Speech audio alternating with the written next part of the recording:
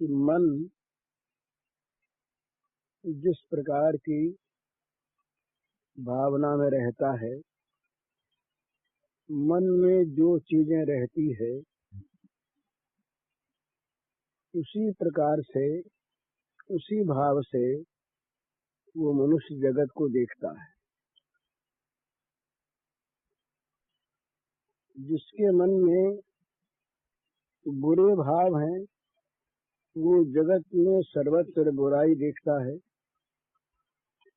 उन्हीं बुरे भावों को देखता है और उन्हीं को ग्रहण करता रहता है। जिसके मन में ये षड्विकार भरे रहते हैं, 6 विकार, काम क्रोध लोभ मोह मद मत्सर,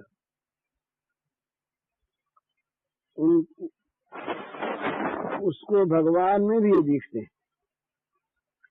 उसकी आंख वैसी बन जाती है, मन की आंख। तो जैसा जिसके मन का भाव ऐसा स्वरूप, और जैसा अपना स्वरूप उसी प्रकार की जगत में उसकी अनुभूति।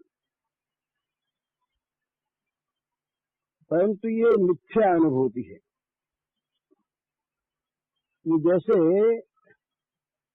रंग असली दूसरा है, पर अगर किसी रंग का चश्मा लगाए आंख पर तो चश्मे का रंग उस रंग में दिखता है।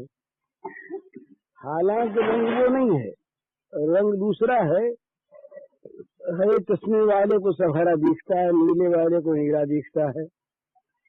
इसी प्रकार ये सत्य पर, भगवान के स्वरूप पर हमारे देखने में, हमारी दृष्टि में एक आवरण आ जाता है, और उस आवरण के कारण से हम भगवान के वास्तविक रूप को नहीं देख पाते, विकृत देखते हैं। नाम प्रकाश सर्वस्य योगमाया समावृत, मूढ़ोऽयं नाभिजानाति लोको मामजमव्ययम्। ये भगवान ने कहा कि मैं योग माया से ढका, इसलिए सत्य सामने प्रकट नहीं होता। और इसीलिए जो मूढ़ लोग हैं, ये मैं जो आज और अविनाशी हूँ इसको नहीं जानते। तो वास्तव में पर्दा भगवान पर नहीं है, पर्दा हमारी आंखों पर है, और ये हमारा ही डाला हुआ है।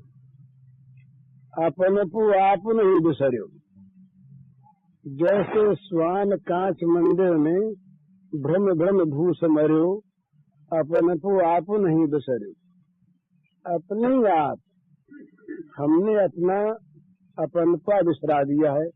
अपनपा माने आत्मस्वरूप, अपनपा माने भगवान को देखने की आंखें। इसको हमने भुला दिया, इसलिए नाना प्रकार के आंखों पर पर्दे आ गए, रंग चढ़ गए, और उन रंगों से हम विभिन्न प्रकार से, अपने विभिन्न भावों से जगत को देखते हैं। जगत में सर्वत्र भरे भगवान, उसकी जगह न मालूम हम क्या क्या देखते हैं, क्या क्या सुनते हैं। तो शास्त्रकारों ने कहा कि भाई अगर न देख सको, वैसी आंखें जब तक न मिल जाए, तब तक कम से कम मन से ऐसी भावना करो, निश्चय करो मन में, और फिर भावना करो। बुद्धि का निश्चय हो जाए कि जो कुछ है भगवान ही है, पर दिखते नहीं भगवान। इसलिए मन से भावना करो कि दिखते नहीं है, पर हैं वही, हैं वही।